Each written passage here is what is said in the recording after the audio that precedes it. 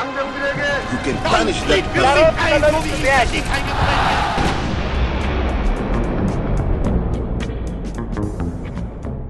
Muammar Mohammed Abu Minyar al-Gaddafi was born to a Bedouin tribe, a nomadic marginalized ethno group plagued by illiteracy. Basically, the Irish travelers of the desert. You're the king of dog shite! The junkie's bastard! Despite these humble beginnings, he would go on to rule his country and become one of the richest men on the planet. By force, obviously. Gaddafi's rise through the ranks was rapid. He launched his coup as a lowly lieutenant and announced himself on radio not 24 hours later as Colonel Gaddafi, leader of Libya, gifting himself 5 promotions in the process. That's like a bin man declaring himself mayor of London. They probably should have gone with a bin man. Can you get me a rope? Like any self-respecting dictator, Gaddafi indulged his eccentricities and some celebrity crushes. He was rumored to have had an obsession with the U.S. Secretary of State, Condoleezza Rice. I was aware. A raid on his compound uncovered scrapbooks full of pictures of her. Most of the pages unfortunately stuck together.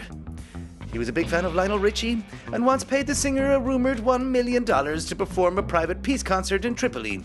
That's a whole lot of peace. Oh, what a feeling, dancing on the ceiling. Gaddafi farted at an insane rate. Something else he and Hitler had in common. That and a slight distaste for the Jews.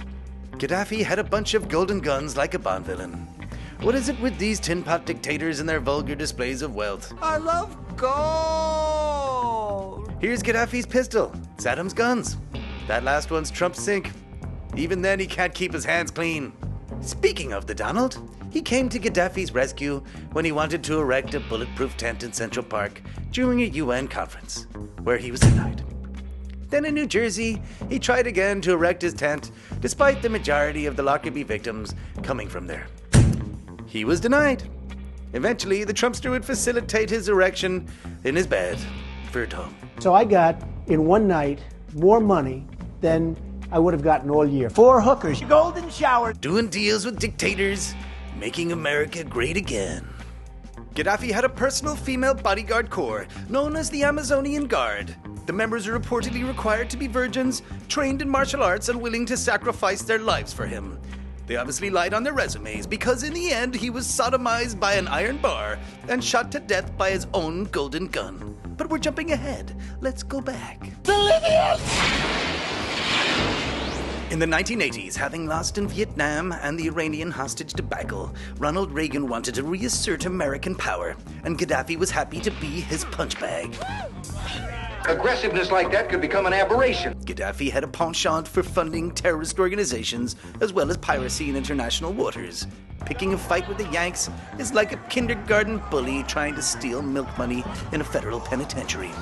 Ronald Reagan, a victorious B-movie actor, branded Gaddafi Mad Dog of the Middle East, proving that for even their commander-in-chief, Americans and geography go together like oil and water.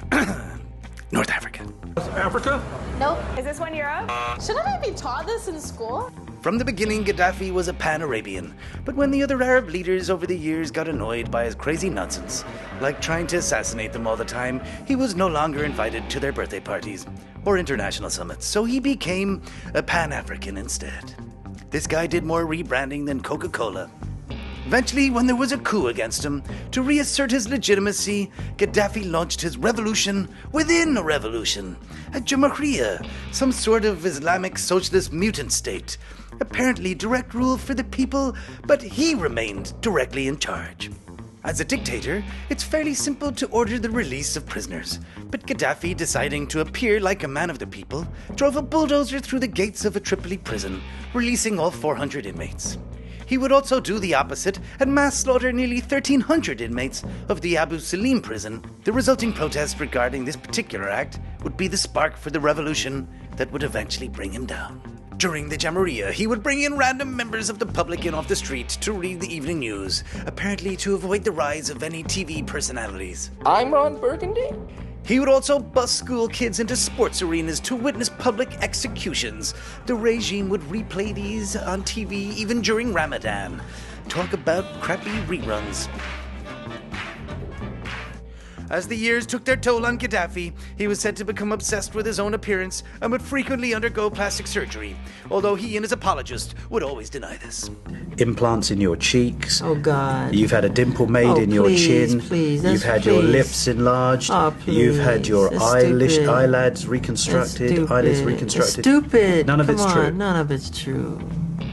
None of it's true. Insanely, he once filed a motion with the UN to abolish the nation of Switzerland. He had already closed down all Swiss firms in Libya, banned imports, cancelled flights, and seized Swiss businessmen in Tripoli, all because 33-year-old son of his, Hannibal, was arrested in Geneva accused of assaulting a hotel chambermaid. In 2009, Gaddafi helped create the safest car in the world, the Libyan rocket, a high-velocity vehicle in the shape of an arrowhead. That's almost as good as the safety bullet. He also had plans for a new global currency, the Libyan golden dinar, based on a gold standard. Could an absolute lunatic like Gaddafi really have the ability to overthrow the American petrodollar? After everything you've just heard, here's Beijing University economist Kevin Devereaux on the likelihood. No. By the end, Gaddafi had made enemies everywhere. He'd spent years funding terrorist groups the world over and had tried to assassinate foreign heads of state. So when the Arab Spring kicked off, several Western powers seized their chance to get rid of him. Terminate the colonel.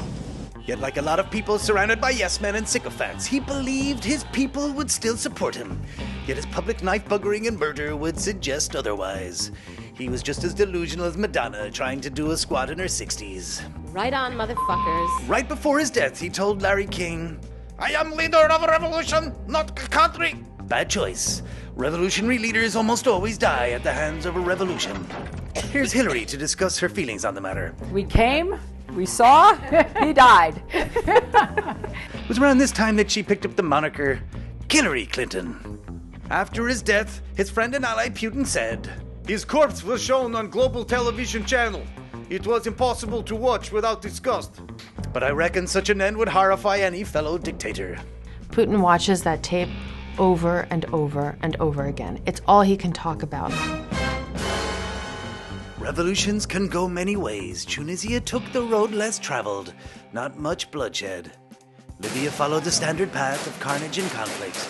The passing of an incendiary torch in a relay race to one's own immolation.